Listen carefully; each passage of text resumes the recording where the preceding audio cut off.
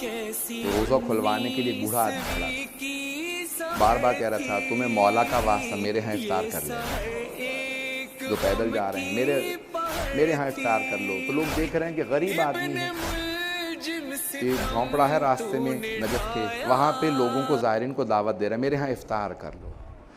زمین پہ ٹاٹ بچھا ہوا ہے اور پتوں کے اندر اس نے کچھ روٹیاں رکھی ہیں اور اس میں کھجور رکھے ہیں۔ کہا یہ چھوٹا سا میرا باغ ہے، پورے سال محنت کرتا ہوں کہ جب بھی مولا کی زیارت کے لیے زائرین آئیں گے ان کا افطار کرواؤں گا۔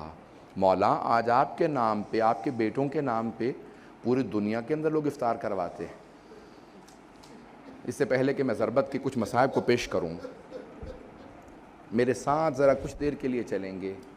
جب جناب امام حسن مجتبیٰ نے طبیب کو بلایا نا، آج بہت سے لوگ کہتے ہیں کہ مولا سے بڑا کوئی طبیب نہیں تھا تو مولا نے طبیب کو کیوں بلایا، تاکہ کبھی کوئی شیعہ یہ نہ کہے کہ ہمارے مولا نے طبیب نہیں بلایا تھا، حکیم کو، ڈاکٹر کو نہیں بلایا تھا، میں بھی ڈاکٹر سے علاج نہیں کراؤں گا۔ میرے مولا نے کہا نہیں، آنے دو ڈاکٹر کو، آنے دو طبیب کو، تاکہ وہ جب باہر جا کے بتائے گا سب کو احساس تو ہو علی کتنے کرب کے اندر ہے۔ میں پیش کروں گا ضربت کے، میرے ساتھ رہیے گا، لیکن سن لیجئے اس سے پہلے کہ میں پیش کروں مولا کی اپنی بیٹیوں سے وداعی کو۔ الفاظ یہ ہیں کہ جب ایک مرتبہ امام حسن مجتبیٰ نے طبیب کو بلایا نا، طبیب آیا، اس نے زخم کو دیکھا، سر میں ضربت لگی تھی نا، تو اس نے زخم کو دیکھا اور مولا کا ماننے والا تھا، رونے لگا۔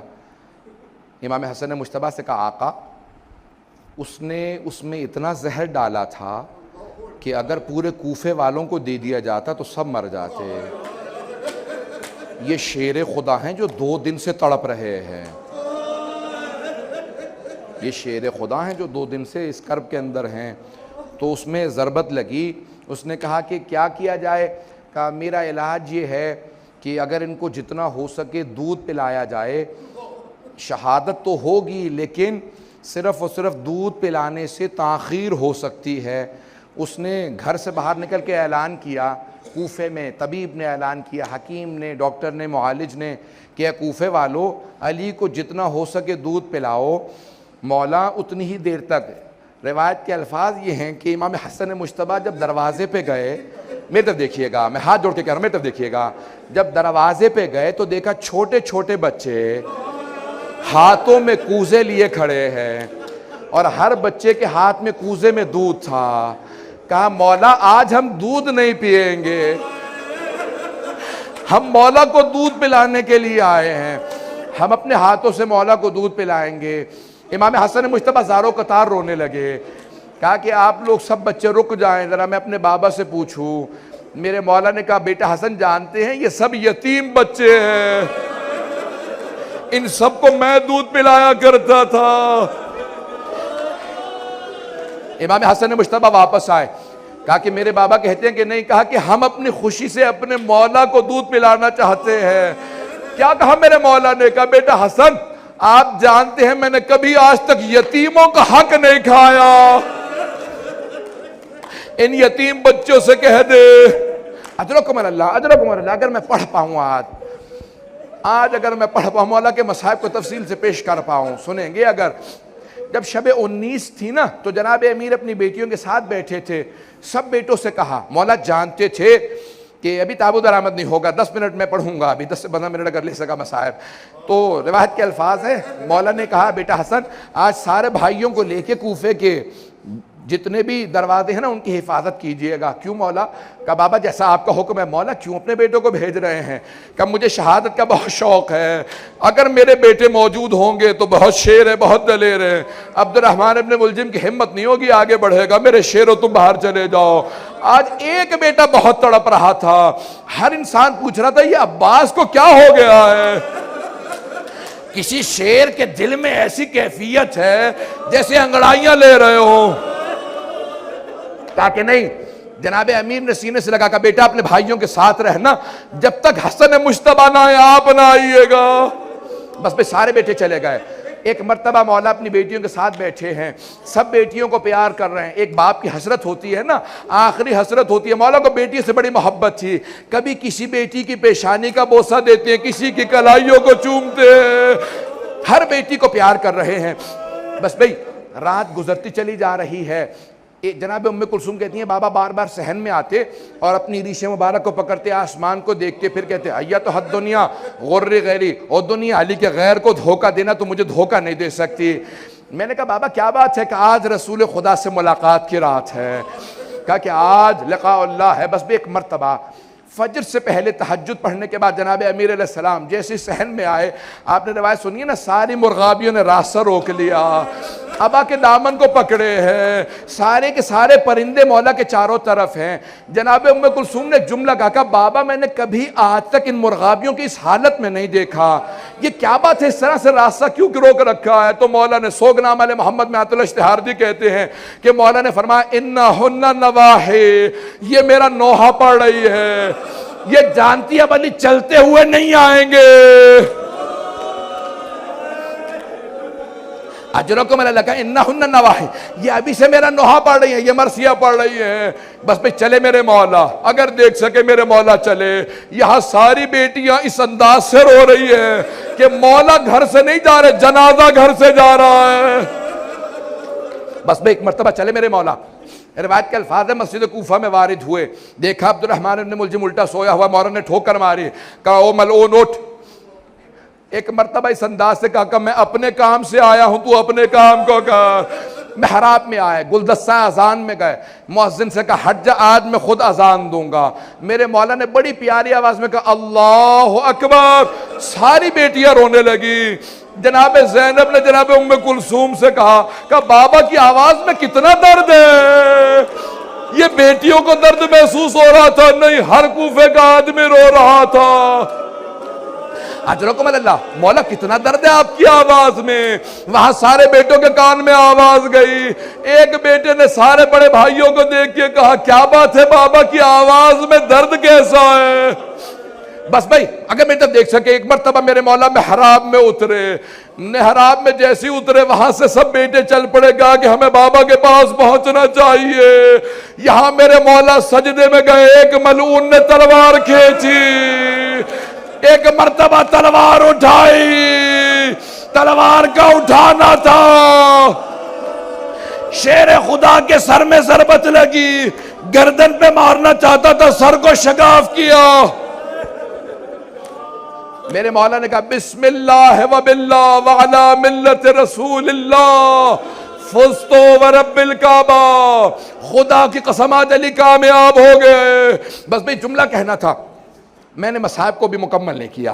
تابوت ابھی برآمد نہیں ہوگا، جب تک میں نہ کہہ دوں نا تب تک تابوت نہ برآمد کیجئے گا. آج جناب زینب کبریٰ کو پرسہ دینا ہے، آج جناب ام کلثوم کو پرسہ دینا ہے. آج کوئی ایسا عزادار نہ جس کی آنکھ میں آنسو نہ آئے.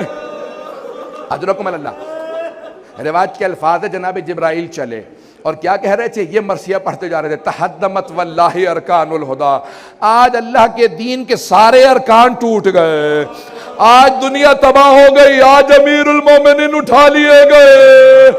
بیٹیوں کے کان میں آواز آئی، ہمارے بابا کو ضربت لگی، سب نے سروں پہ برقعے لیے. ایک بی بی نے کہا گھروں سے باہر نہ آنا، بابا کی غیرت برداشت نہیں کرے گی. بس بھئی سب بیٹیاں کھڑی ہیں، سب بیٹیاں اپنے گھر کے اندر انتظار میں ہیں. وہاں سارے بیٹے پہنچے. جناب امیر نے فوراً کہا بیٹا حسن مجتبیٰ ذرا نماز کو مکمل کر دو. مولا کیا حالت ہے؟ کہا بیٹا پہلے نماز کو مکمل کر دو، اس کے بعد میں گھر جاؤں گا. یہاں پہ فوراً نماز شروع ہوئی. ایک مرتبہ امام حسن نے دائیں طرف سے پکڑا، امام حسین نے بائیں طرف سے پکڑا. اتنی ضربت تھی سر شگاف ہو گیا تھا. جناب عباس نے قدموں پہ ہاتھ رکھا، محمد حنفیہ سارے بیٹے آ گئے. جب گیلی میں مبارک میں اٹھایا، میں کس طرح سے پیش کروں؟ سارے بیٹے لے کے چلے. میرے مولا نے کہا بیٹا حسن ذرا رکو. کہا بابا کیا بات ہے؟ کہا اصحاب کو بلاؤ. سب رو رہے تھے. کہا کہ سب واپس چلے جاؤ. کہا مولا آپ کی محبت میں گھر جا رہے ہیں. کہا جانتا ہوں محبت میں آ رہے ہو. لیکن مجھے پتا ہے میری بیٹیوں نے سن لیا، مجھے ضربت لگ گئی، وہاں میری بیٹیاں رو رہی ہوں گی، میری غیرت برداشت نہیں کرتی، میری بیٹیوں کے رونے کی آواز تمہارے کانوں میں آئے، رک جاؤ، کوئی نہ ہے میرے ساتھ۔ اجرکم اللہ، اجرکم اللہ۔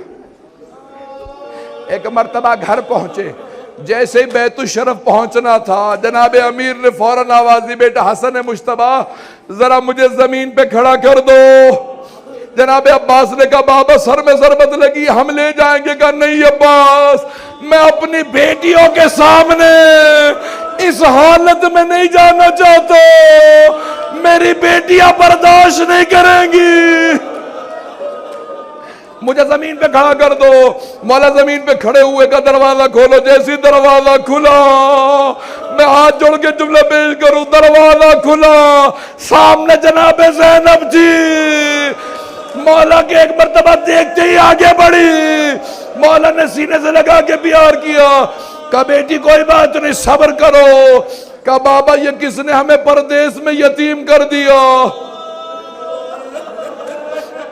بس بھائی 2 سے 4 منٹ کی زحمت دوں گا، اب نہ مجھ سے پڑھا جا رہا ہے نہ آپ سے سنا جا رہا ہے۔ تابوت برآمد ہونے والا ہے، میں باقی مکمل کل کر دوں گا، مجھ سے پڑھا نہیں جا رہا، میں مولا کی پوری شہادت نہیں پڑھوں گا، صرف 2 جملے سن لیجئے۔ ایک مرتبہ آج کی رات تھی، 21ویں کی رات، یہی لحظات تھے۔ ایک مرتبہ امیر المؤمنین نے آواز دی، میں نے کل جملے پیش کیے تھے نا، سارے بچے جمع تھے۔ کہا بیٹا حسن مجتبی مجھے سہارا دو، آپ کے نانا رسول خدا آ گئے۔ ایک مرتبہ سارے تعظیماً کھڑے ہو گئے، السلام علیکہ یا رسول اللہ۔ پھر ایک طرف پلٹ کے دیکھا جناب سیدہ کھڑی ہے، جناب امیر بیٹھے گا، یا رسول خدا میں آپ کے سارے دین کو پہنچا چکا، بس بھئی آخری لحظات تھے۔ کہا بیٹا حسن مجتبی میرے بعد جب ابن ملجم کو مارنا تو بس ایک ضربت لگانا۔ اس نے بھی ایک ضربت لگائی تھی، میرے مولا کتنے عدالت کا لحاظ رکھ رہے ہیں، بس بھئی میں نے سارے مصائب چھوڑ دیے۔ ایک مرتبہ بڑی تعظیم سے جنازہ اٹھا، نجف کی جانب چلا، امام نے آواز دے کے ایک جملہ کہا تھا، کہا بیٹا حسن مجتبی میرے سارے بیٹوں کو منع کر دینا، گھر سے 4 تابوت اٹھے، ایک مکے جائے، مدینے جائے، ایک بصرہ جائے اور ایک نجف اشرف۔ کہا بابا کون کون لے کے جائے گا؟ کہا بس آپ اور حسین، امام حسن اور امام حسین۔ کہا سامنے سے تابوت خود چلتا رہے گا، تابوت برآمد ہونے والا ہے، کہا سامنے سے خود چلے گا، 2 یہاں پہ اللہ کے نمائندے آ جائیں گے، جبرائیل و میکائیل آ جائیں گے، بس بھئی ایک مرتبہ آواز دے کے کہا اور کوئی بیٹا نہیں آئے گا۔ ایک 13.5 برس کا بیٹا کھڑا تھا، اس نے آج دیکھ لیا باپ کے جنازے میں شرکت کی اجازت نہیں، حسن مجتبی کے جنازے میں تیر لگے، وہاں پہ جنگ کی اجازت نہیں، کربلا میں پانی کی اجازت، لڑنے کی اجازت نہیں۔ ہائے عباس،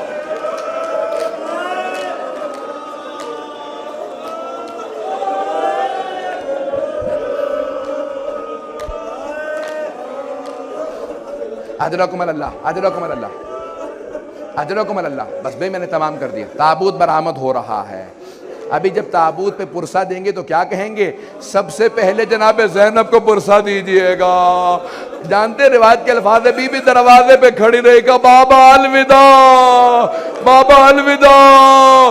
ایک بھائی تھا جو زیادہ تڑپ رہا تھا، کہا عباس۔